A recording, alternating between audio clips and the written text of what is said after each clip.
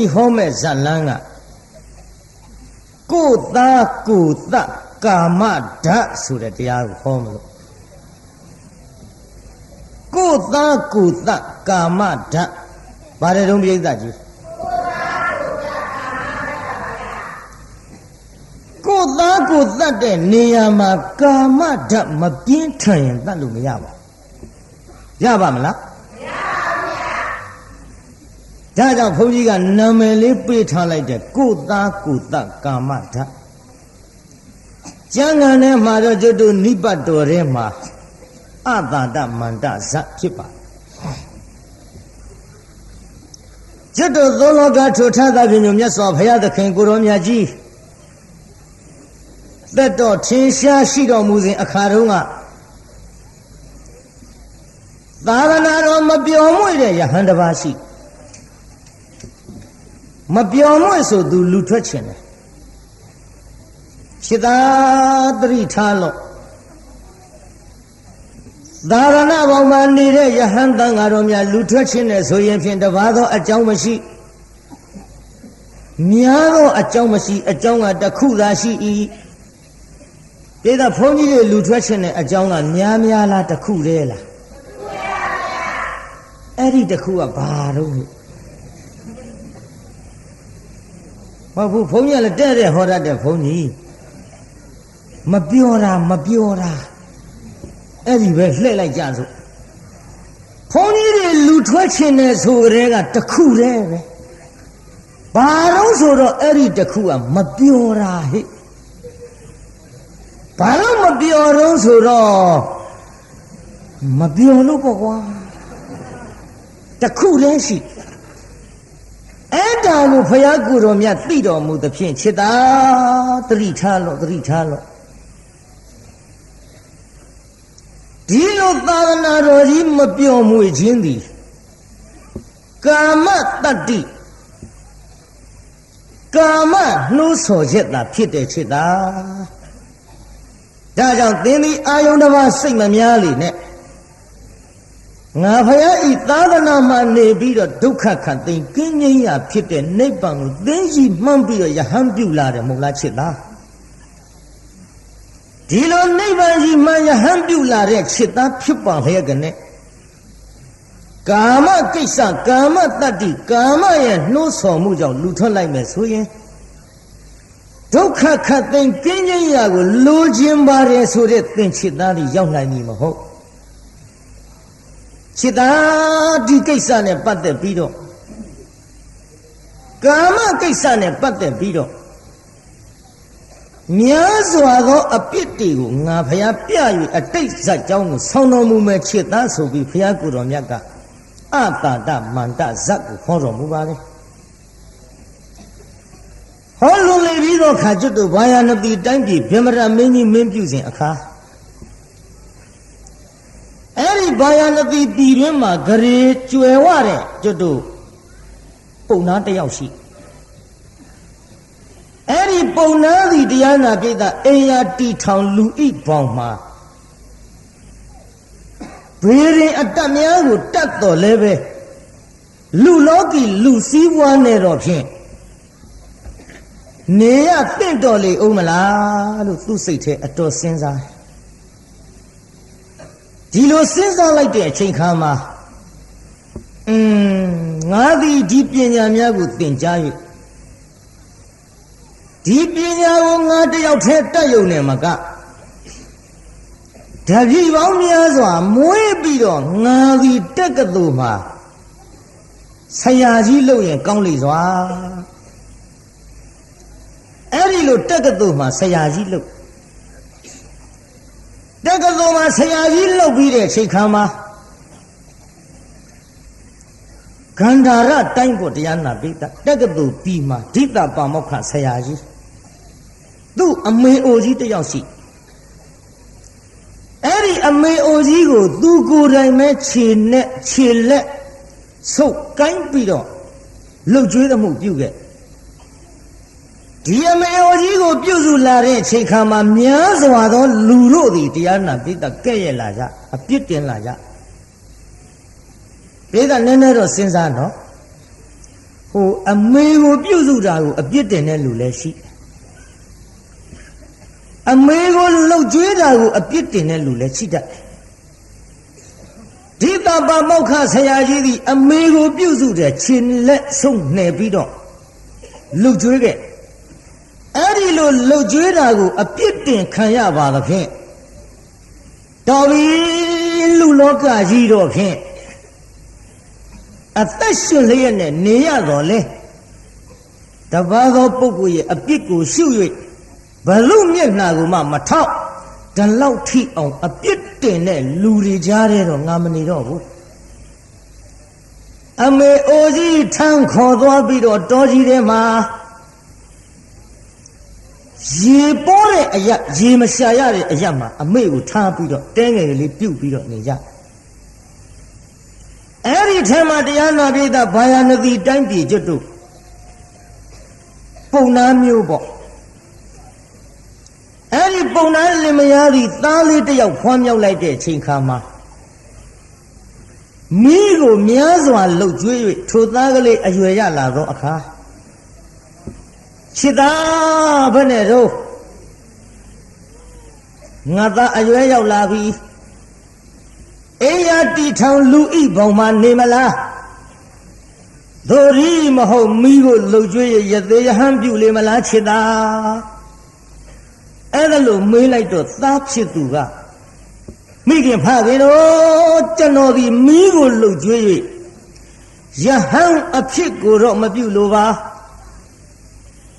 ဗြဟ္မပြေယောက်ျောင်းတရားတွေကိုလည်းမကျင့်နိုင်ပါအိယာတီထောင်လူဤဘောင်မှာနေအောင်မယ်ဒါဖြင့်ခြေသားအိယာတီထောင်လူဤဘောင်မှာနေတယ်ဆိုရင်ဖြင့်အသက်မွေးဝမ်းကြောင့်ပညာဆိုတာလူတိုင်းရှိရတယ်အသက်မွေးဝမ်းကြောင့်ပညာမရှိလို့ရှိရင်ဖြင့်သူများခိုင်းစေစရာသူများခိုင်းတဲ့အလုပ်ကိုလုပ်ပြီးတော့သူများကြွေးသမျှကိုစားသူများပေးသမျှကိုဝှေ့၍အင်မတန်ဆင်းရဲညူညင်တဲ့ဘဝနဲ့အသက်မွေးရလိမ့်မယ်ချစ်တာ။ကိုက်တာဖြင့်တက္ကသိုလ်သွားပြီးတော့ပညာသင်ကြည့်တော့တက္ကသိုလ်မှာငါဤသားသင်မို့ကအတ္တာတမန္တမန္တန်ကိုချစ်သားတက္ကသိုလ်ဆရာကြီးထားမှရအောင်သင်ခဲ့နော်အတ္တာတမန္တန်နော်ပရိသတ်ကြီးပါတယ်တော့အတ္တာတမန္တန်နဲ့ပြုအဲ့ဒါတက္ကသိုလ်တိုင်းပြည်ရောက်တော့တက္ကသိုလ်ဆရာကြီးကမရှိဘူးဒီကတက္ကသိုလ်ဆရာကြီးရှိရဲ့ရှိပါဗျာတက္ကသိုလ်ဆရာကြီးကဘယ်ထွက်သွားပါလဲဟောရင်မေ့တာပါကိစ္စမရှိပါဘူးနာရင်မေ့တာအမေအိုကြီးထမ်းပြီးဘယ်ထွက်သွားပါလဲမြို့ပေါ်ကတဲမသွားခြင်းတဲ့လူတွေဆိုတော့တော်တယ်ကိုမထွက်ချင်ဒီကအမေအိုကြီးထမ်းပြီးဘယ်ထွက်သွားလဲတော်တယ်ထွက်သွားအဲ့ဒါလို့တော်တယ်ထွက်သွားတယ်မရှိဘူးလို့ပြောတော့ခုနကယောက်ျားသည်အတ္တာတမန္တန်ကိုသင်ချင်လုံးလို့တက္ကသိုလ်ဆရာကြီးနောက်လိုက်သွားတော်တယ်ရောက်ဆရာကြီးခမညာဆရာကြီးခမညာဟေးအမောင်လူလင်ဘာတော့ကွကျွန်တော်ဒီတက္ကသိုလ်တိုင်းပြည်တို့ဆရာကြီးထံရောက်အလားဆရာကြီးမရှိဘူးဆိုလို့အခုရှိရအရက်ကိုလိုက်ခဲ့ရပါတယ်ခင်ဗျာဆရာကြီးထံပညာသင်ရင်လို့မိဘများကလွတ်လိုက်လို့ပါခင်ဗျာနေပါဦးပဲမိဘများကဘာပညာအသင်ခိုင်းအတ္တာတမန္တန်ကိုအသင်ခိုင်းပါတယ်ခင်ဗျာစဉ်းစားပြီတက္ကသိုလ်ဆရာကြီးကလက်ဆက်တတ်တော့အတ္တာတမန္တန်ဆိုတာပြီးချမရှိပါလားဒီအတ္တာတမန္တရာပညာကိုသိချမရှိတော့လေသူ့မိဘများသည်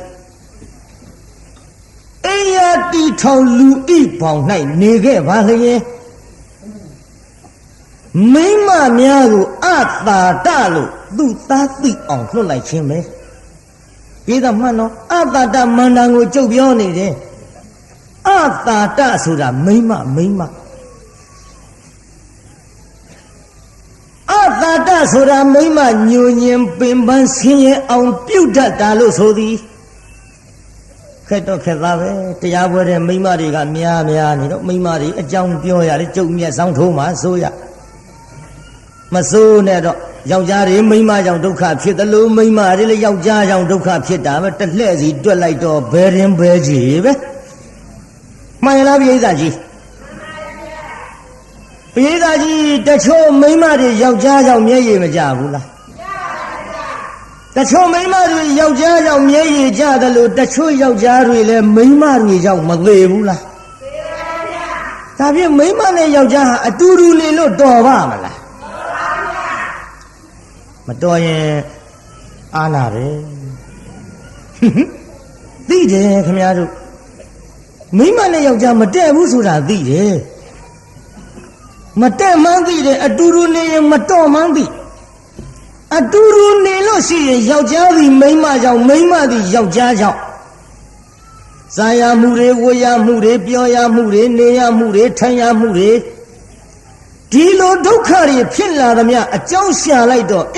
လက်ဆက်တတ်တော့မိန်းမကယောက်ျားဆွဲလန်းလို့ယောက်ျားကမိန်းမဆွဲလန်းလို့အိုးလူတွေဒုက္ခဖြစ်နေတာသမှုရိယ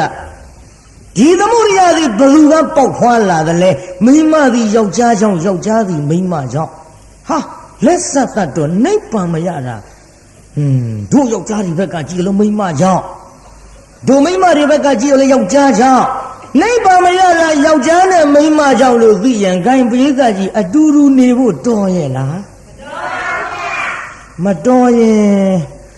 ခက်တယ်ရှေ့ဆက်ပြောဖို့ကအတော်ခက်တယ်ပိဋကကြီးဒါကြောင့်ဒီကိစ္စတွေကိုဓိတပါမောက္ခဆရာကြီးနားလည်လာပြီပိဋကငါသားရဲ့အိယာတိထောင်လူဤပေါင်းမှာမိန်းမယူအောင်မယ်ဆိုရင်တော့မိန်းမနဲ့အတူနေရင်ဒီလိုဒုက္ခဖြစ်တတ်တဲ့ကွယ်လို့သိစေခြင်းလုံးလို့မိန်းမရဲ့မပြေပြောက်တဲ့အာသာမိန်းမသည်မိမိစိတ်ဆန္ဒတစ်မျိုးဖြစ်လာလျင်ဘယ်ကိစ္စမျိုးမဆိုသားသောသမီးသောအဖေသောအမေသောလင်သောတတ်တတ်တဲ့ကိစ္စသူနားလေအောင်လို့မိဘများငါထံလွတ်လိုက်တာပဲလို့ဓိတပါမောက္ခဆရာကြီးဒီတိုင်းသိတာအဲ့ဒီလိုသိလာတော့ကောင်းပြီအမောင်မင်းကငါအတ္တမန္တန်ကိုသင်ပေးမယ်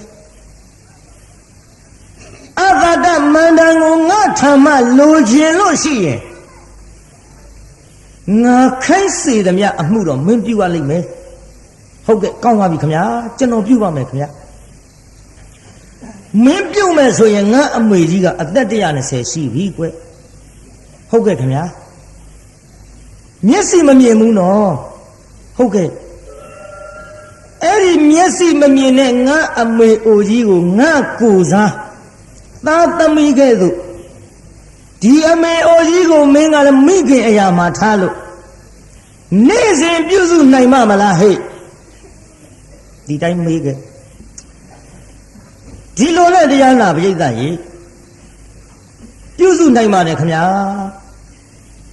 ပြုစုနိုင်မယ်ဆိုလို့ရှိရင်ငါအမေကြီးကိုလေလက်ဖြားလေးတွေဆုပ်ကိုင်းပြီးတော့ခြေဖြားလေးတွေဆုပ်ကိုင်းပြီးတော့အစစအရာရာအမောင်ပြုစုပါလို့ဒီတိုင်းခိုင်းတော့သွားပြုစုဟဲ့ငါကိုင်းတာဘယ်သူတို့ကျွန်တော်ပါအမေကြီးငါသားကြီးဓိတပါမောက္ခမဟုတ်ဘူးလားမဟုတ်ပါဘူးခင်ဗျာဓိတပါမောက္ခဆရာကြီးရဲ့ထံမှာကျွန်တော်လာပြီးတော့ပညာသင်တဲ့တပည့်လေးပါခင်ဗျာငါသားရဲ့တပည့်ဟုတ်ကဲ့လားဟုတ်ပါတယ်ခင်ဗျာကောင်းပြီကွငါ့ကိုသားအရာမှနေပြီးတော့ပြုစုတာဝန်းတာတယ်မောင်ရဲ့သိဝန်းတာတယ်ကွဟုတ်ကဲ့ခင်ဗျာကျွန်တော်ပြုစုပါရစေကျွန်တော်နေ့စဉ်ညဒီလိုပြုစုပြီးတော့ဆရာကြီးထမ်းမှပညာများကိုရအောင်သင်ယူပါရစေကောင်းပါပြီကွယ်ကျေးဇူးတင်ပါတယ်ဒီလိုကျေးဇူးတင်ပါတယ်နဲ့ပြုစုလာရင်ကနေပြီးတော့အမောင်မင်းကငါအမေကဘာပြောတော့ဘာမှမပြောပါဘူးဆရာကြီးကျေးဇူးတင်တယ်လို့ပဲပြောပါတယ်မင်းကပြောမယ်နော် မိခင်ရဲ့လက်ဖြားလေးတွေကိုဆုပ်မိခင်ရဲ့အသားလေးတွေကိုပုတ်တိုက်ကင်တွယ်ပြီးတော့အမေကြီးကအရင်တုန်းကငယ်ငယ်တုန်းကဆိုရင်ဘလောက်လှလိုက်လေမတော့အခုအသက်ကြီးတာတောင်းမှအသားအရေကနုနယ်သေးတယ်လှတယ်အမေကြီးလက်ဖြားလေးတွေကိုကန်ရတာကကွာကိုင်းငါခိုင်းတဲ့တိုင်သွားလွတ်လိုက်ရောပြိတ္တကြီးအာတာတမန္တန်ကိုသင်ပေးနေတာတော့ဘာလို့မျက်စိလဲမနေနဲ့အာတာတဆိုတာမိမကိုပြောတာလို့သိစေခြင်းလုံးလို့အဲ့ဒီတင်တပည့်လို့သူကအဖွားကြီးနာသွားမေကြီးဟဲ့ဘာတော့မောင်ရင်လေးအမေကြီးကလေအခုအသက်ကြီးပြီမယ်လို့လက်ဖြားလေးကြီးကန်ရတာကလည်းနုညံ့ပဲငယ်ငယ်လေးရွယ်အပြိုးစင်တော့ငါဆိုရင်အမေကြီးဘလောက်လှလိုက်လေမတော့အမေကြီးခုအသက်ကြီးတာတောင်ဒီလောက်လှနေရင်ဖြင့်ဟိုစင်တော့ငါလှတာလေးတွေကိုကျွန်တော်မြင်လိုက်ချင်ပါပြီပြောရောဟဲ့အောင်မဲမင်းငါလှတယ်လို့ပြောနေအဖွားကြီးဖောက်တော့မှာအဖွားကြီးဖောက်တော့မှာပရိသတ်ရဲ့ဟောက်ကလားကွယ်တကယ်လားလှရလားကွယ်လှပါတယ်အမေကြီးကသွားပဲနဲ့ချောင်းရှိသေးတော့ကွယ်စုပေါင်းမှ2ချောင်းရှိပါတော့လေသွားတာစုပေါင်းမှ2ချောင်းရှိသွားမရှိပေမဲ့လို့လှနေသေးတယ်အမေကြီးရဲ့ခန္ဓာကိုယ်ကိုကြည့်လိုက်တော့ကျွန်တော်မျက်စိထဲမှာကြည့်လို့ကိုအားမရပါဘူးအမေကြီးရဲ့တကယ်လှတာပါခင်ဗျလက်ဖြားလေးတွေဆုပ်ကိုင်းပြီးတော့လှတာတွေချိန်မွန်းတော့အဖွားကြီးကပြောတယ်မောင်ရင်လေးခင်ဗျာငါလှတယ်နော်ဟုတ်ကဲ့လှပါတယ်အမေကြီးမင်းကွယ်ငါအပေါ်များမင်းစိတ်ကဘယ်လိုထားတော့ဘယ်လိုထားရမလဲအမေကြီးကျုပ်နောက်မှပြောမရစေတော့မလဲကွယ်နောက်မှတွေဘာတွေလုံးမနေပါနဲ့အခုပြောစမ်းမှငါကြားကျင်လာပါပြီအဖွားကြီးကမဆန်းကျင်ဘူးပြိဿမဆန်းကျင်ပေမဲ့လို့ဟိုကဆရာကြီးခိုင်းတဲ့အတိုင်းသာလုံနေရလေကိုပြိဿဆရာကြီးထံသွားဆရာကြီးဟေးနေမင်းကြီးတော့ပြနေပါတော့ဟိုဆရာကြီးခိုင်းတဲ့အတိုင်းကျွန်တော်အမေကြီးကိုပြောပါတယ်အမေကြီးပြောတော့အမေကြီးကမင်းငါအပေါ်ဘယ်လိုစိတ်ထားတော့နဲ့ဆရာကြီးကျွန်တော်လေအမေကြီးနားနေရတာတဖြည်းဖြည်းကြောက်လာပြီမကြောက်ပါနဲ့ကွာမင်းအတာတမန္တန်ကိုငါသင်ပေးနေတာလေဟင်းဆရာကြီးကအတာတမန္တန်သင်ပေးတယ်လည်းပြောရဲ့ဘာပညာမှလည်းသင်မပေးဘဲနဲ့အမေကြီးနာကပ်ပြီးဟိုဟာပြောခိုင်းဒီဟာပြောခိုင်းကြုတ်ကြောက်တယ်ဗျဟေးဒီမှာမကြောက်နဲ့ဒီမဲ့သေးသေးချာချာသွားပြောဒီတခါမင်းငါအပေါ်ဘယ်လိုစိတ်ထားတော့မောင်ရင်လေးငါသိချင်လှပါပြီဆိုရင်အမေကြီးကတော့ကျွန်တော်ဘောဘယ်လိုစိတ်ထားတော့လို့ပြန်မေးစမ်းကွာမင်းပြီးတော့သူပြောသမျှတွေကိုငါ့ကိုပြန်ပြောရောက်သွားပြီအဖွားကြီးနာမောင်ရင်လေးခမညာမင်းငါဘောဘယ်လိုစိတ်ထားတော့မေကြီးကျွန်တော်စိတ်ထားတာနောက်မှပြောပါရစေအမေကြီးကတော့ကျွန်တော်ဘောဘယ်လိုစိတ်ထားတော့ကွယ်မင်းအပေါ်ငါထားတဲ့စိတ်ပြောရမယ်ဆိုရင်တော့မင်းကငါ့ကိုလှတယ်ပြောကြတဲ့ကငါလက်ဖြားလေးတွေကိုင်းပြီးတော့မင်းကငါ့ကိုလှတယ်ပြောကြတဲ့ကအဖွားကြီးကမင်းနဲ့ငါနဲ့အတူတကွာမောင်ရင်လေးစိတ်မဆိုးနဲ့နော်ဟုတ်ကဲ့စိတ်မဆိုးပါဘူးခင်ဗျမင်းနဲ့ငါနဲ့အတူတကွာမင်းနဲ့ငါနဲ့အတူတကွာ ပြောရောပြုအဲ့ဒါလို့ပြောလိုက်တော့အမေကြီးရဲ့တဲ့ဆရာကြီးကိုကျွန်တော်ကြောက်တယ်ဆရာကြီးကိုကျွန်တော်ကြောက်တယ်အော်ငါသားဓိတံပါမောက္ခဆရာကြီးကိုမင်းကြောက်တယ်ဟုတ်ကဲ့ကြောက်ပါတယ်ခင်ဗျာသူမရှိရင်ငေါဟဲ့သူမရှိရင်ငေါဟဲ့ဒီကနားထောင်တော့အသက်ကကြီးလှပြီ120နော်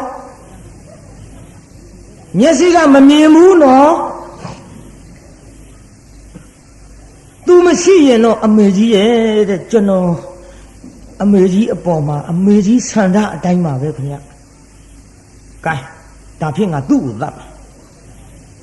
သတ်မယ်ကွငါသားကိုမင်းကသာငါနဲ့အတူတကွနေမယ်ဆိုရင်မောင်ရဲ့ကလည်းငါသားကိုငါသတ်မယ်ကွသတ်မယ်။ဒါတော့မဟာပိဿရေတပ်ပေဒီကွယ်တဲ့ငါမျက်စိကမမြင်ဘူးတဲ့မမြင်ပေမဲ့လို့ကျွန်တော်တတ်နိုင်တဲ့နီးဖန်တီးပြီးတော့စဉ်းစားပါဦးမယ်ခမညာအေးစဉ်းစားစမ်းလို့ပြောလိုက်တော့ဘာမှမဟုတ်ဘူးစဉ်းစားဖို့ကလည်းဆရာကြီးထံသွားပြီးတော့အကြံယူရဆရာကြီးဟေးဘယ်နဲ့လဲကွယ်မင်းငါမေရဘာပြောမောင်ရင်လေးသာတဲ့ငါနဲ့အတူတကွဆန္ဒလိုက်လျောမယ်ဆိုရင်တဲ့ငါသားရှိနေရင်မင်းကငါသားကိုကြောက်တယ်ဆိုတော့ငါသားကိုငါသတ်မယ်တဲ့ဘယ်လိုသတ်ရပါမလို့ဆိုတော့ကျွန်တော်အကြံယူပါအောင်မယ်လို့ပြောခဲ့တယ်ခင်ဗျအေးဒီလိုလို့လာမင်းလိုက်ခဲ့မြတ်လိုက်ဟိုမှာလက်ပံမင်းကြီးခုတ်ကွာလက်ပံမင်းကြီးငါခန္ဓာကိုယ်လုံးလောက်ရှိတဲ့လက်ပံမင်းကြီးခုတ်လူရုပ်ပုံပန်းတန်တန်ထုဟိတ်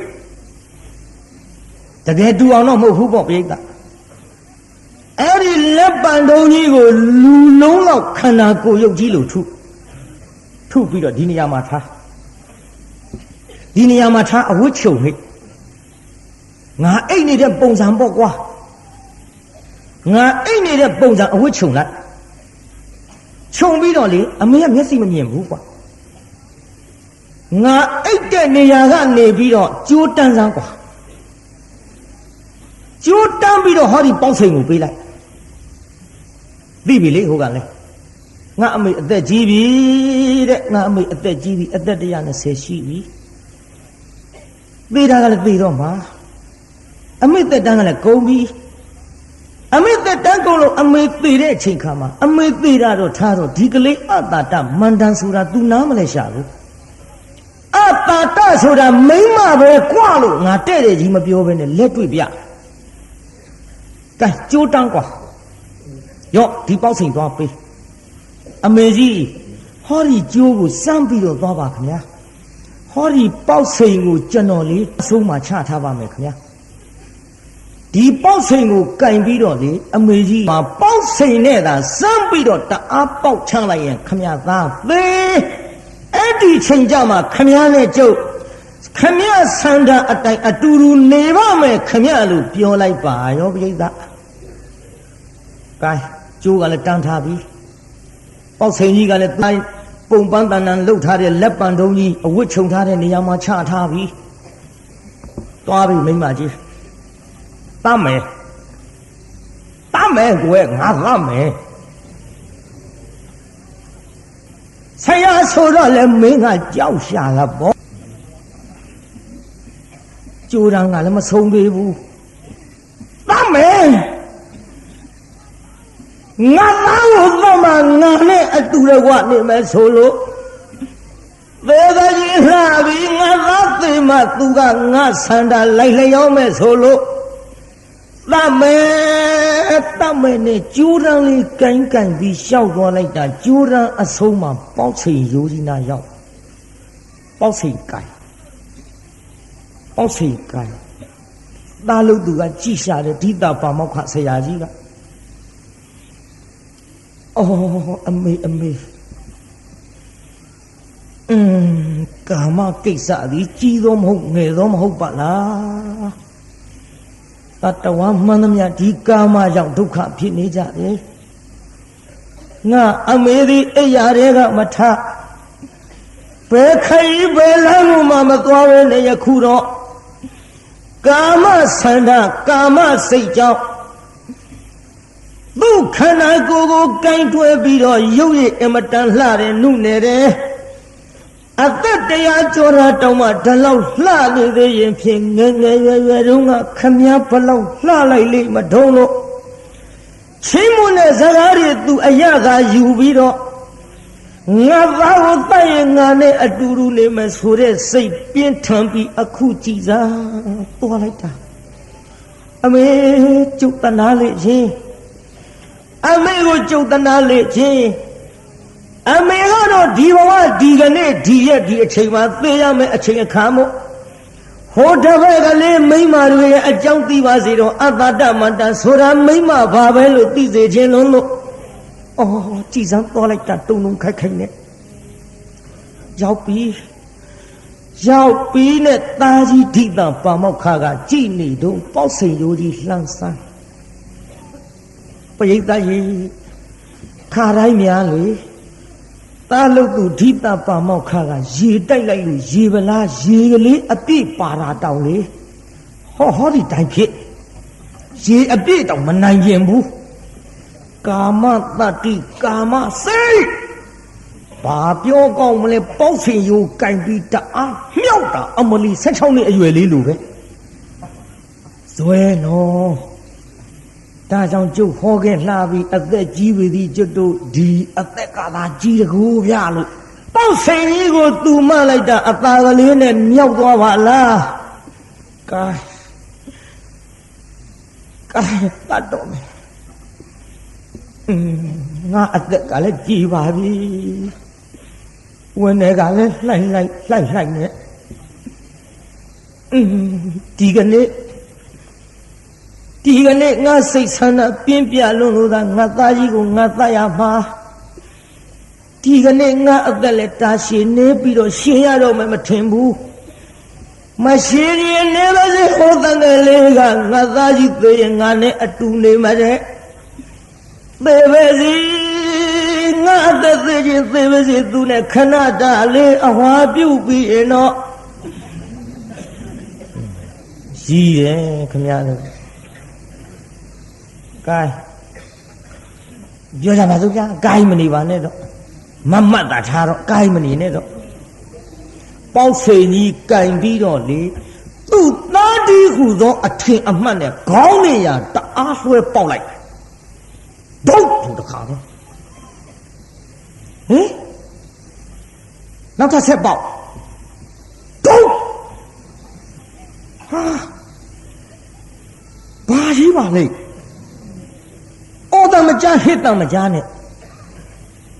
sao gì, mà lấy, mà gọi là gì thì đâu như thế này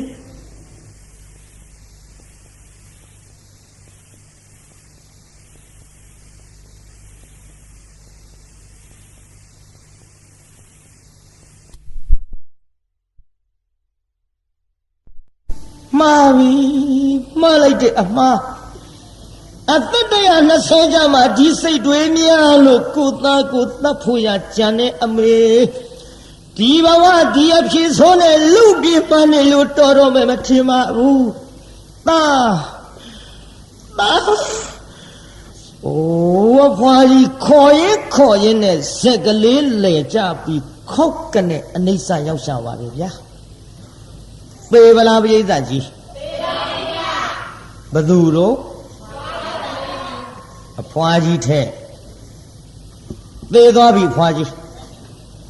phá gì là bê đó đi ta bà mọc khá xa gì cả máu là cái ta đã mà nàng ngủ tên nhìn này máu nhau cha là cái lo tuổi bà la hít tuổi bà bị không nhá mấy anh em ta đã mà nàng ngủ tên gì lo số ra máu ta đã mà nàng số ra mấy mà về quê lụt tê rẻ biểu em miếng củ đuôi mà trông lộ dùng mà hậu thị ở đuôi mấy ngủ ngã chân lộ lại ta မိမသည်များစွာဒုက္ခပိတတ်၍ဆင်းရဲပင်ပန်းခြင်းအမှုကိုဒီလိုပြုတ်တတ်တယ်လူပေါင်းလူဘဝမနေနဲ့လို့ပြောပေမဲ့မင်းယုံမှာမဟုတ်လို့ငါရှိလွတ်လိုက်တယ်တွေ့ပါလားကွငါအမေကြီးအသက်120ကြမှာမင်းကိုချစ်လို့မင်းကိုခင်းလို့မင်းပြောတာလေးတွေကိုသာယာမိလို့သာဒီဟူသောဓိတပါမောက္ခငါဆရာကြီးရဲ့အပေါ်မှာကာမဓာတ်ကြောင့်သူတတ်ခဲ့တယ်တတ်ပေမဲ့မင်းနဲ့ငါနဲ့ပရိယဉာဏ်ဆင်ပြီးတိတုံးကြီးထားလို့သူမှန်မှန်သိပြီးတော့မောင်ရဲ့အခုတော့သူသေးသွားပဲကွယ်လို့အတတမန္တဆိုတာတခြားမဟုတ်အတတမန္တဆိုတာမိမပဲကွယ်လို့တဲ့တဲ့ကြီးလဲပြောလိုက်ပါရော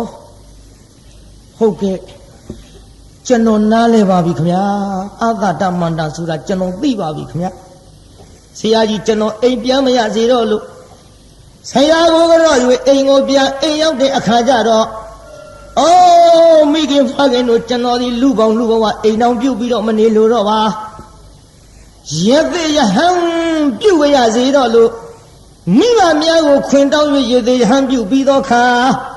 အဲ့ဒီဘဝကစုတေ၍ဗျမပြေသို့လာရပါကြတဲ့ပိဋကဘယ်လာသွားတော့ပိဋကကြီးဗျမပြေလာတယ်နော်ဗျမပြေလာတယ်နော်ဒါကြောင့်ကျုပ်ဒီနေ့ပေးထားတဲ့ဇတ်ထုတ်နာမည်လေးကဗါတဲ့ပိဋကတိုင်မြမအောင်စောပါသေးတယ်ခုမှ12နာရီလောက်ရှိပါသေးတယ်ဖြည်းဖြည်းပေါ့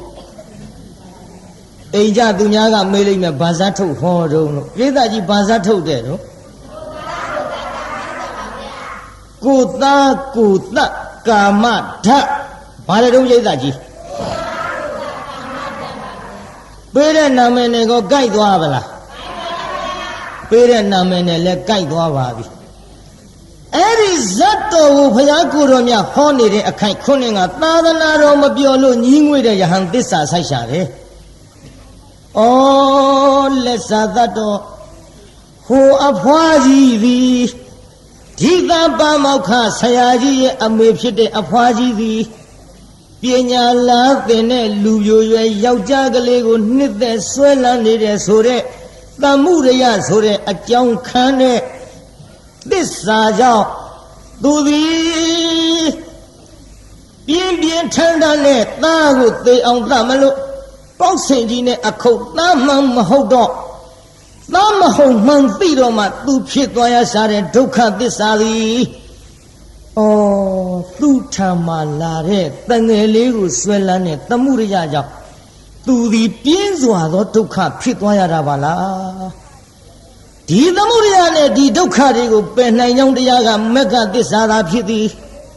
သမ္မာဒိဋ္ဌိသသမ္မာသမာဓိအဆုံးမက္ခရှိသွဲဖြင့်မက္ခသစ္စာဖြင့်သေအောင်တတ်မှထိုဒုက္ခနဲ့သမှုရယလောကီသစ္စာတွေပြတ်လို့နိဗ္ဗာန်လို့ခေါ်တဲ့និရောဓသစ္စာဆိုင်မှာပါကလားလို့ဉာဏ်ကလေးသွားတယ်ကိုပိဋကတိုင်းပိဋကနည်းနည်းလေးတော့အာယုံဆိုင်လိုက်ကြကျုပ်ဉာဏ်စဉ်ကလေးခတ်တုတ်တုတ်တက်ပြီးပိဋကကြီးပြင်းသလားပြောတော့တာမပြင်းဘူးပြောတာမနေ့ကဇတ်ထုတ်တထုတ်ဟောလိုက်တယ်နောက်ရက်ကျုပ်ကစုံစမ်းရဲ့ဘုန်းကြီးကခါတိုင်းလို့မငိုဘူး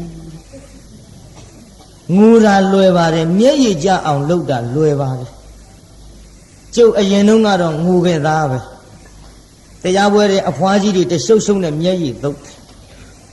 အဲ့ဒါကျုပ်အဟုတ်ထင်ခဲ့ကျုပ်မှားခဲ့တာကျုပ်မှားခဲ့ဒီထဲကျုပ်ကကြောင်းပြန်ရောက်ကြွားသေးတာအမေလို့ကျုပ်တရားဟောတာအမေတို့ရွယ်မိန်းမကြီးတွေငိုတာဗျာလို့ဒီတော့အမေကကြုတ်ပြောတယ်မလုံနဲ့တဲ့နောက်ကိုတဲ့ငရဲကြီးတတ်တယ်တဲ့ပြီးရောတရားဘုန်းကြီးကိုဦးကြောင်ကြောင်ဖြစ်သွားဒါကြောင့်တရားနာပိဋကအစကတော့ကိုဟောတဲ့တရားကြောင့်လူတွေမျက်ရည်ကျတဲ့လွန်းနေဆိုရင်အတော်ဟုတ်တယ်လို့ထင်ကြီးခဲ့အခုနည်းနည်းတဖြည်းဖြည်းတစတစနဲ့အေးစေခြင်းလို့တရားနာပူဇာစကိုဟောလူတွေမျက်ရည်ကျအောင်ရှောက်လုံနေရင်မင်းတိုင်းပြည်လက်မီးရှို့နေတာနဲ့အတူတူပဲတဖြည်းဖြည်းတော့ကြုတ်သိလား သိလာပေမဲ့လို့လဲဇာတိကတစ်ခါမပြောက်ဘူးမပြောက်ပေမဲ့လို့ဇတ်ထုတ်အသစ်ကလေးတွေခင်ဗျားတို့နာကြရအောင်တူတုတ်နဲ့ရှင်းရှင်းလင်းလင်းနဲ့သိသွားအောင်ကဲပရိသတ်ကြီးနည်းနည်းအာယုံဆိုင်တော့ခုကိုတော်လေးသွားနေတဲ့ညံစင်မောပေသည်နည်းနည်းညံစင်လေးတော့တက်ပေးလိုက်ရအောင်ဖယားကိုတော်များဟောကြားတော်မူတဲ့ဒေသနာအစင်ကိုနာကြားပြီးတော့သာသနာတော်မှာညီးငွေတဲ့ယဟန်ပြစ္ဆုတ်ပံမောတဲ့တဲ့ထိုင်၍တေဘူးမကသင်္ခါရတရားတွေကရှုလိုက်တာသဘာဝသစ္စာကိုအတိကလေးစိတ်မိလာတော့ကလျာဏပုထုဇဉ်တဲ့ဗျအကြောင်းနဲ့မြင်စုလသောတာပန်လက္ခဏာအစအဆုံးနဲ့အတိကလေးစိတ်ပြီးတော့ကမှကြာစေယုံနာကလေးပေါ်မှာလက္ခဏာသဘောလေးတွေမြင်လာပြောင်းသမ္မတနာခေါ်တဲ့ညာလက်ချိုးထားစားဟိကြည်ရင်အကြည့်မခံသဘာဝကဖြစ်ပြလျင်မြောင်ယုံနာသီဥရိယဘယခေါ်တဲ့ညာဘယ်ကြောင့်လို့ဟိကြာတော့ယုံနာကဖြစ်ပြမြန်အသိဉာဏ်ကမအောင်မလိုက်နိုင်အဘိညာဉ်မရှိလို့မအောင်မလိုက်နိုင်တော့ဖြစ်တာတွေပျောက်ပြီးတော့ပြက်တာတစ်ခုတည်းသဘာဝပေါ်ရောက်လာတော့ဘင်ကညာဘယ်နှချက်တုံးဟိလောကကြီးတစ်ခုလုံးပင်လယ်ထဲရေစွန်းနဲ့ခတ်တော့ဇွန်းနဲ့ရငန်းလာပြီးတော့ပင်လယ်ထဲလုံးရှိတဲ့ရေတွေထွက်အတူငန်းတယ်လို့သိပြီးတခဲ့တော့ဗဟိတယုံနာတွေကိုကအစ္ဆဒယုံနာငါချေလို့ပင်လေဇွန်းတွေကငန်းတယ်လို့တဲ့ဗျအစ္ဆဒဟာယုံနာအပြက်ကိုမြင်လိုက်တော့ဗဟိတယုံနာအပြက်တွေကိုပါမြင်တော့လေဒီမှာပရိသတ်အာကိုခြင်းလျာလည်းမရှိဒီယုံနာပြုပြရပါပဲဒီယုံနာရဲ့ဘာတွေကျွတ်တို့လဲကြီးဆတော်ကြီးကငါတလုံးနဲ့သုံးနဲ့ကျဲသုံးလွဲမြုံလိုက်ဘုံတိုက်တုံဟိုက်ခဲ့ဆူညာမြူလောက်ကမှမချမ်းပူလျံကတောင်းကြီးအမြဲငဲ့တစေမဆဲငဲချွေတော့အပယ်မိကအပြည့်ကုန်စင်ဘုံတခွင်တွင်လောင်မြိုက်ပြောင်းနဲ့တိုက်ပါပြီအမိုက်ကဝတ်ွယ်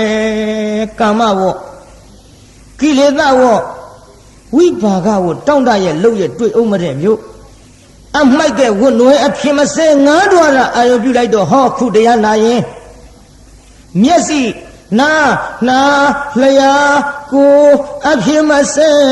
အတိအာယုကလေးတွေနဲ့လဲပြီးတော့ကမှဘယ်ငယ်ကျွဲတကယ်မလို့သူကသာမောက်တော့တယ်နောက်ကဖမ်းမလာလဲ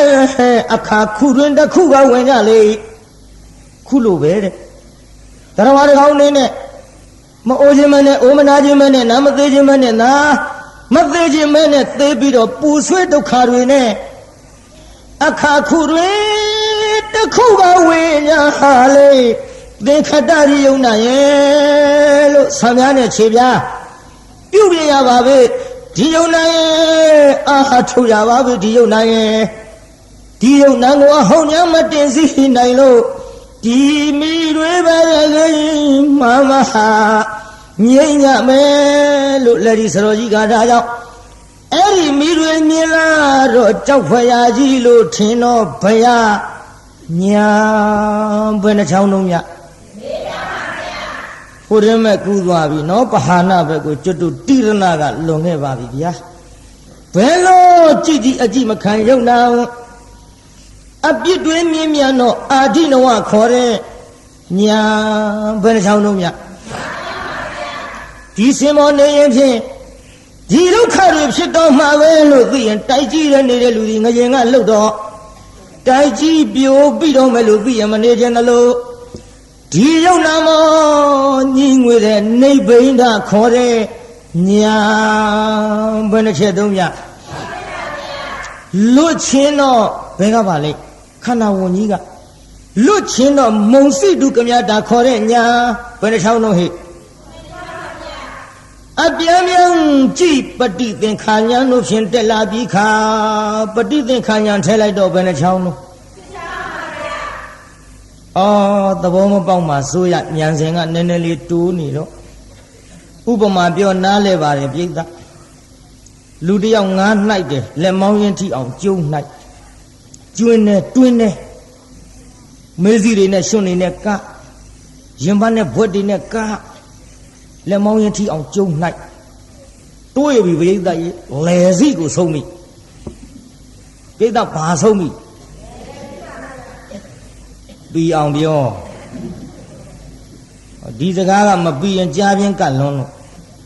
လေစီငါဘွဲကဥဇတိလရွာတရွာရောက်သွားကလေးတွေကပါဠိမခေါ်တတ်တော့လူကိုဥလစိတကြီးလုံးကုံကိုယ်ကာယကိုဖြစ်လို့နောက်ငေါက်ထားရတယ်ဟဲ့အောင်ခေါ်တယ်မခေါ်နဲ့ဒါကြောင့်လေစီနော်လေစီဆုံးပြီးတော့ဟောတရားနာပိသကြီးတွေးပါကွာအရာအုံးနဲ့ကြီးငရအုံနဲ့ကြီးဆိုပြီးတအားဆွဲထုတ်အရှိကြီးပါလာဟာငွေဟာငရမှတ်လို့ဆွဲထုတ်တာမွေကြီးဖြစ်ပရိသတ်ကြီးကိုမွေကဲ့ရင်သေတယ်ဆိုတာသိတတ်တဲ့လူသားကဒီမွေကြီးသူ့လက်ထဲကြာကြာထားခြင်းသလားလွတ်ခြင်းဘာကြောက်လို့လွတ်ခြင်းလဲသေမှလို့ပြောလိုက်ပါဟဲ့ဘာကြောက်လို့လွတ်ချင်လဲသေမှကြောက်လို့လွတ်ချင်ဒါဖြင့်တို့ရလာတဲ့ခန္ဓာကိုယ်ဒီဘဝကြီးကောမသေးပဲနေရပါအဲ့ဒါကိုပြောနေတယ်မွေကြီးကရင်သေတယ်ဆိုတာသိတတ်တဲ့လူသားကသေပေးမှကြောက်လို့မသေးအောင်ဒီမွေကြီးလက်ထဲကလွတ်ချင်တယ်လို့ဒီလိုဟဲ့အသေးမလွတ်တဲ့ဟောဒီခန္ဓာဝန်ကြီးမှဘဝတိုင်းလူဖြစ်တော်လဲသေနတ်ဖြစ်တော်လဲသေပြမဖြစ်တော်လဲသေဒီသေခြင်းမလွတ်တဲ့ဒီခန္ဓာကိုယ်ကြီးကိုလွတ်ချင်တဲ့မုံစီတုကမြတာမွေကြီးလွတ်ချင်တယ်လို့ဥပမာလေးနဲ့ဟတ်တာကြည့်တော့နောက်မွေကြီးခေါင်းပေါ်ရလွင်ပြပြီးသုံးနဲ့ပြေးရင်နဲ့ဒီကောင်းကြီးငါနောက်ကလိုက်လာလေသလားလို့ပြန်ပြီးတော့ကြည့်တဲ့သဘောကပฏิသင်္ခါညာလက်ထချိုးလို့10ချောင်းဖြစ်နေအောင်မယ်နော်မုံစီတုနဲ့ပฏิသင်္ခါကိုဥပမာပြောနေတာသဘောမပေါက်မှဆိုလို့8ချောင်းပဲရှိသေးတယ်ဘယ်နှချောင်းလုံးဟဲ့သဲကလည်းပူနေကလည်းပူခြေထောက်ကလည်းပူခိုးစရာကလည်းမရှိဟမ်မလေးပြေးလည်းပူရလည်းပူဖြည်းဖြည်းသွားလည်းပူတော့အရေးကြီးများတွေ့ရင်ကောင်းမှာပဲလို့အရေးကိုလှမ်းလို့အပူစခန်းကလေးကအသိဉာဏ်ကမနေသလိုကြာတော့လေပြည့်နေတဲ့ယုံနာသင်္ခါရတွေလှုပ်ပြီးတော့ပြစ်လိုက်တဲ့ချိန်ခါမှာသင်္ခါရုပ္ပခါခေါ်တဲ့ညာနဲ့ပြဘယ်နှချောင်းရှိဘောဓိပက္ခယ139ပါးနဲ့အစဉ်လျောတဲ့အနုလောမခေါ်တဲ့ညာဘယ်နှချက်တုံးဟိအဲ့ဒီညာစဉ်ဆက်ဆက်ကတက်ပြီးတော့ကမှအခြေခံမိပါရိကံနီးပြီးလျောပြီးဥပဇာနုလုံးဟောဒီကအရေးဒီဘက်ကအပူနာရည်ရှိသလိုညာစဉ်ကတက်၍ဂုတရဘူညာဖြင့်အရေးထဲကပြစ်လဲပြီးတော့ဝင်လိုက်ရသလိုနေဘူးထဲမှာအရင်နာလေးရဲ့အတွင်းကိုဝင်လိုက်ရသလိုဒီမှာပရိသတ်ကြီးအင်ကြီးကလေးများလှပ်ပြီးတော့လေဟောဖူးကနေမှုတ်ရနားလိုက်ရသလိုဝိပဿနာဉာဏ်မှလွတ်တဲ့မောက္ခဏတတ္တိဖြင့်ဂုတရဘူညာသူယူခြင်းနဲ့နိဗ္ဗာန်ကိုပဲလင်းသစ္စေကရဏတတ္တိဖြင့်မညာပတ္တိတတ္တိဖြင့်ဖုန်ညာကြလို့တမတ်မတဖိုးတို့ကူ၍ခုနကဖယားဟောတဲ့ဇတ်တော်လဲဆုံးပါလေရောသာသနာတော်မပျော်မွေ့တဲ့ယဟန်သည်ဒိဋ္ဌိနဲ့ဝိစီကိစ္စကွာ၍သောတာပန်ဖြစ်ရရှာလေသည်ဘာဖြစ်တုံးပြိဿနားထောင်ဟိချစ်သားတဲ့အဲ့ဒီနောက်ဘဝတုန်းကအတ္တမန္တန်ကိုသင်ခြင်းပါလေဆိုတဲ့ပုံနာလူလင်ဒီယခုငါဤညီတော်အာနန္ဒာဖြစ်လာတဲ့ခြေသားပုံနာလူလင်ကဘယ်သူတဲ့တုံးမြို့အဲ့ဒီလူလင်ရဲ့အဖေဖြစ်တဲ့ပုံနာကယခုရှင်မဟာကတ္တဗဖြစ်လာတဲ့ခြေသားအဖေလို့သူကဘယ်သူဖြစ်ခဲ့ ဘဝလုံးကလူလင်းရဲ့အမေကဗဒ္ဒကပ္ပိလာနီဖြစ်လာတဲ့ခြေသားတဲ့အမေကဘယ်သူဖြစ်လာအဲ့ဒီတော့ကဓိတာပမောက္ခဆရာကြီးကခြေသားအခုငါဖယားဖြစ်လာတယ်လို့ဇတ်တော်ကိုပေါင်းတော်မူသည်ပေါင်းသလားပြိဿ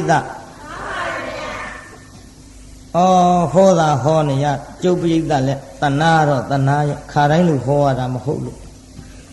အားတော့နာရဲ့ဒါတိတဖြည်းဖြည်းရင့်ကြပါစို့ဗျာရင့်လဲရင့်လာဖြင့်မွေးကစားတုန်းကပစိုးအင်းကြီးမပါရပါနော်တဖြည်းဖြည်းရင့်ကြီးပြီးလာတော့တဖြည်းဖြည်းတစတော့ပျော်တာတွေလျှော့ကြတော့လျှော့ဟောတာပဲကောင်းပါလေလျှော့ပေမဲ့လည်းပရိသတ်တော့မလျော့စီနဲ့ကြားလားနောက်နှစ်ညကြံသေးတယ်ပရိသတ်ကြီးပြင်းသလားပြင်းပါဗျာမပြင်းနဲ့ဒီစားထုတ်ကတူတူလေးရကြုတ်ချဲ့ဟောလို့အရှင်ဘုရားစကလုံးတွေထွားပြီးတော့ဒီလိုစကားတွေများပြီးဒီလိုရှောက်ဟောနေသလားဘုရားလို့အပြစ်လည်းမတင်နဲ့နားလည်အောင်ချဲ့ရတယ်မှန်ရလားပြိဿစကလုံးထွားတာကြာနီကမဟုတ်ဘူးခမည်းတော်ကြားဘူးတဲ့လှတော်သားစကလုံးထွားတာဘယ်သူတုံးညကြားဘူးလားလှတော်သားပြောတဲ့စကားတွေကြားဘူးလားဟောဗျာပါတယ်သူတို့ကလည်းသူတို့လည်းကြာဏီကံတရားနာဘူးတော့ပါကုန်ပြီကြားဘူးပါတယ်ဘုရားဆိုမေးမလို့ဒီကသူတို့ကလည်းသိတယ်လှတော်သားကဇက်ပြက်အောင်ပြောတာရေးတာကြီးဘာပြက်အောင်ပြောတာသူတို့ကြောက်လန်းဟိုဘနှခမ်းဇက်ပွဲကတယ်သူတို့ကဒီဘက်ကနှစ်ယောက်တည်းနှမ်းရိုးပုံမိရှို့လှုံရင်ပြာသူလဇက်ပွဲပြက်အောင်ပြောတာနှစ်ယောက်နားထောင်လိုက်သုံးယောက်နားထောင်လိုက်နောက်10ယောက်9ယောက်20 30 50ဘာဖြစ်တာတော့ဟာသူဇက်ကလူတွေသူတို့ရှိအကုန်ရောက်လာလူတွေဘေးကထိုင်ပြီးနှစ်ယောက်တည်းစကားပြောတာဘိုက်နှိပ်ရည်ရင်းနဲ့နားထောင်တာဟိုဇက်ပွဲပြက်တဲ့ဒီလိုဇက်ပြက်အောင်ပြောတဲ့လူတွေမွေးကလေးကတမင်သက်သက်သင်းလာရတာမဟုတ်ဘူးသူ့ဘာသူတက်လာတာဥလသိန်းဆေးတာမတော့ရဲဘူးသူတို့ရွာဘယ်တော့ရဲမရုံပြိဿသူတို့ရွာကတကြီးဆေးတံတောက်လာတော့ဥလသိန်းရှိကိုလှတော်သားတယောက်ကပြောအလိုလေးတို့ရွာကတကြီးဆေးတံတောက်လာလိုက်တာကွယ်တဲ့ငါးချဝင်မှုတ်ကလေးခွေးချီလာတဲ့တိုင်းပဲအဲ့ဒီလိုတရလွန်ပြောတာစကားပြောရင်အဲ့ဒီနောက်ဥလသိန်းအဲ့ဒီရွာဆေးတံမတောက်ရဲဘူးဒီထဲကျုပ်လှတော်ရောက်တော့လှတော်ကကျုပ်တို့ဝက်လက်မြို့ကိုသူတို့ရွာကချိုးရကျုပ်ကလည်းမေးကြည့်ပါဝက်လက်လန်ကောင်းရလားပြို့လို့လှတော်သားတယောက်ကိုမေးကောင်းမကောင်းတော့မသိဘူးတဲ့ကိုတော်တို့ဂျစ်ကားနဲ့သာသွားလို့ကတော့အဲ့ဒီဝက်လက်လန်ကကြောက်ခဲစားသွားတော့အစာကြီးတယ်ဟောပါလမ်းကျန်းနေပြောလိုက်ပြီးတဲ့ကိစ္စကြောက်ခဲဘယ်သူကစားရမလို့ကြံ့ဖန်မှန်ပြောတယ်တတိတော်တို့ဝက်လက်ကားမစည်းဘူးဖရတယ်ဘာပြုလို့တော့လို့ဆိုတော့အိုးနောက်ကဂလုံနဲ့လမ်းတောင်းလှဲ့ကြည့်ရေစီလှဲဖရဝက်လက်ကနှင်းတယ်ပြောလိုက်ပြီးတာခုတော့ရေစီလှဲကလမ်းတောင်းတယ်တဲ့ဥပမာမပါပဲစကားမပြောဘူးဒီဟဲ့တရားနာပိတာသူတို့ယွာနာမကျွတ်တို့ပေါက်တော်ဆိုတာရှိတယ်ဘုန်းကြီးတွေစာပြန်ပွဲကဘုန်းကြီးတွေကြက်သားတံပေါင်းနဲ့ကတ်အဲ့ဒီသွားကြည့်ပြီးပြန်လာတော့ပြောတယ်လေပါတယ်စာပြန်ပွဲဆိုလို့သွားကြည့်ပါလက်ဆက်သတ်တော့ဘုန်းကြီးအေးကိုကွာလို့ဆိုတောက်တိတောက်တဲ့ပြောတယ်လို့ကျက်သားတံပေါင်းနဲ့ကတ်လို့ဘုန်းကြီးအေးဘုန်းကြီးတွေကလည်းစားရကွာတဲ့ဝေသာလီပြီးဘလူးကြတဲ့အတိုင်းပဲ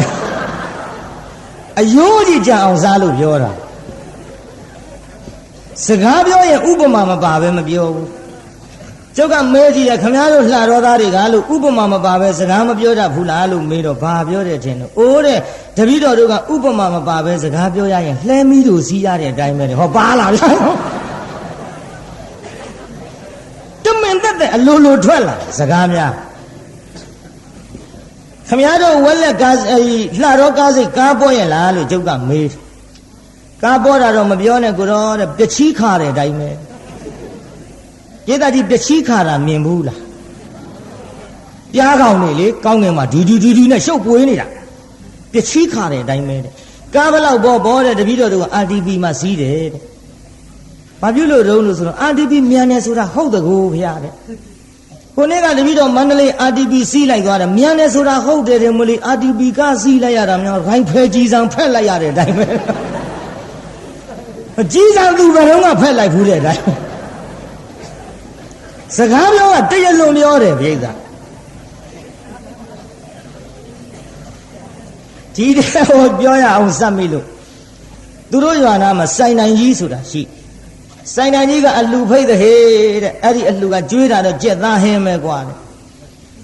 ကြက်သားဟင်းမယ်စီဟေးတဲ့မစားခင်ကြက်သားဟင်းထိုင်ရှိခိုးလိုက်ရဝေးမောင်ရတဲ့ဘာဖြစ်လို့တော့ဆိုတော့ကြက်ကကို့တဲ့အသက်ကြီးနေလို့တဲ့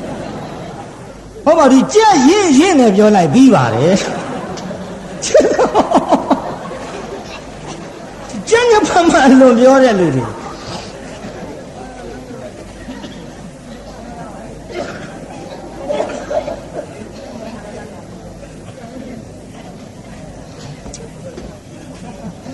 ဒီတဲ့ဘေးရွာကသူတို့တငယ်ချင်းတယောက်တွေ့သူတငယ်ချင်းကမေးတယ်ဘယ်နဲ့တော့ဟဲ့တဲ့မင်းတို့ရှိစီဝါရေးကြီးဝါရေးတဲ့မမေးပါနဲ့ကွာတဲ့စီဝါရေးကတော့ဝလုံးကောင်းနဲ့ဆင်တိုးတဲ့အတိုင်းပဲဟာစီဝါရေးကြက်တယ်လို့ပြောတာပေးသားကြီးမေးအောင်ဒီဝလုံးကောင်းနဲ့ဆင်တိုးလို့ရပါကျန်ကျမှန်ပြောတဲ့လူတွေဒါဖြင့်မင်းတို့ရှိအလုတ်ကင်လေးရောဟာတဲ့အလုတ်ကင်ကလည်းမမင်းနဲ့ဟေးတဲ့ရှိတဲ့အလုတ်ဖိလုတ်လဲတနေ့တခြားစားအိုးကကြီးလာတာပဲ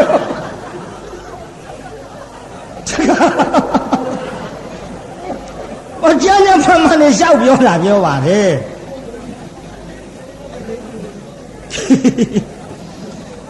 ဒီတဲ့ဟိုကပြောတယ်မင်းတို့ရှိသမဝါယမဆိုင်အထယ်လေးပါလေးပေးရလားဟာတဲ့အထယ်ပေးမပေးတော့မမင်းနဲ့ဟေးတဲ့ကိုမိမကိုလေးထန်းဆောင်ရတယ်ဗျာတဲ့ကြီးထုံးမှကြောက်လို့အထက်မပေးဘူးပြောလိုက်ပြီးတာပဲ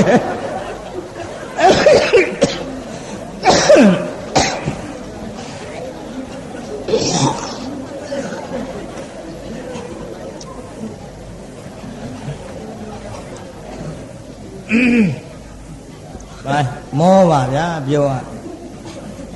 ဟေးပေါင်းလှတော်သားเจ้าကတညလုံးပြောကုံမမဟုတ်လို့ဒါပတိကျုပ်နှစ်ဖြင့်ကမှဆက်ပြောပါမယ်ရလားနှစ်ဖြင့်ကမှဆက်ပြောပါမယ်လှတော်သားအကြောင်းလေးဟိုလှတော်သားเจ้าကလည်းခက်တော့ခက်ကြီးပြိဿပြောတဲ့လူကလည်းပြောတတ်မှရည်ရမပြောတတ်ဖဲနဲ့ပြောလဲအလကားပဲ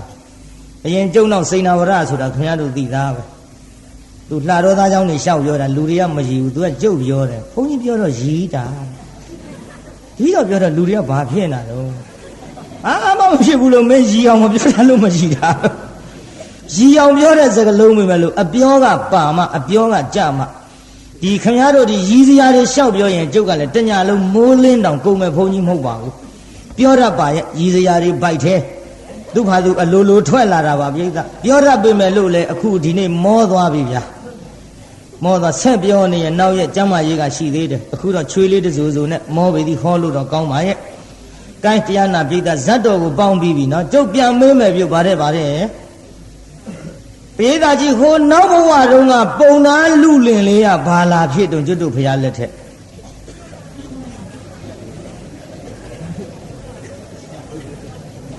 ကိုင်းအိမ်ကြမှာသာဝလုံးကောင်းနဲ့ဆင်နဲ့တက်ပေးလိုက်ကြပါဘာလဲတရားတော့မမှန်ပြီပဲနဲ့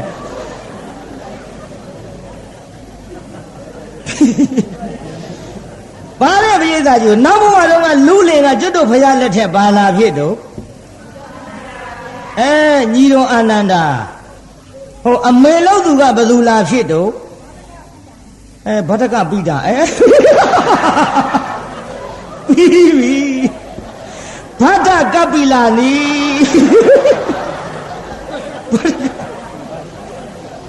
မဟုတ်ဖြည်းဖြည်းပါဠိဆိုတာလွယ်ရတယ်မှားတာမရောရဘူးရှက်လည်းမရှက်ပါနဲ့ဘာပြုတော့ကျုပ်ပြင်ပေးမှာပေါ့မှားပါစေ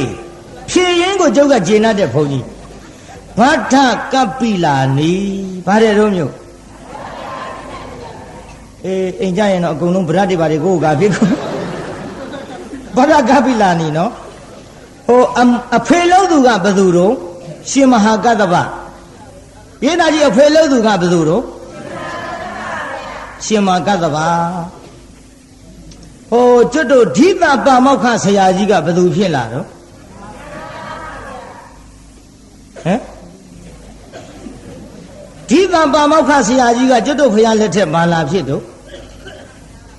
မြတ်စွာဘုရားဘာလာဖြစ်တော့ပြိဿကဲဒါဖြင့်ဇတ်တော်ပေါင်းမိသွားဗလားပြိဿ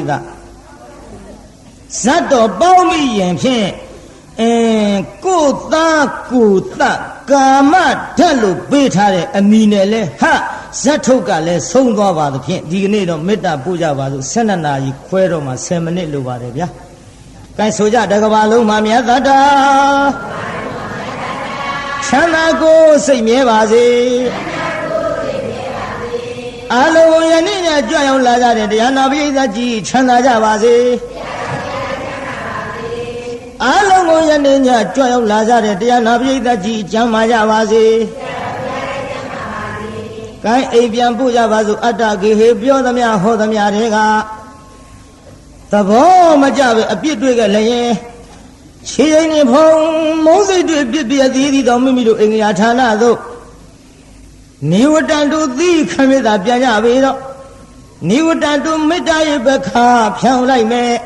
ပြစ်ပရာတွေဝေးရကမြန်းစီရောခြေတရာဆွေကလျှောင်းပြီးကိုယ်စိတ်နှဖျားချမ်းသာစွာဖြင့်မှန်စွာမနေပြန်ပါလေတော့ပြန်ကြစေကုန်သတည်း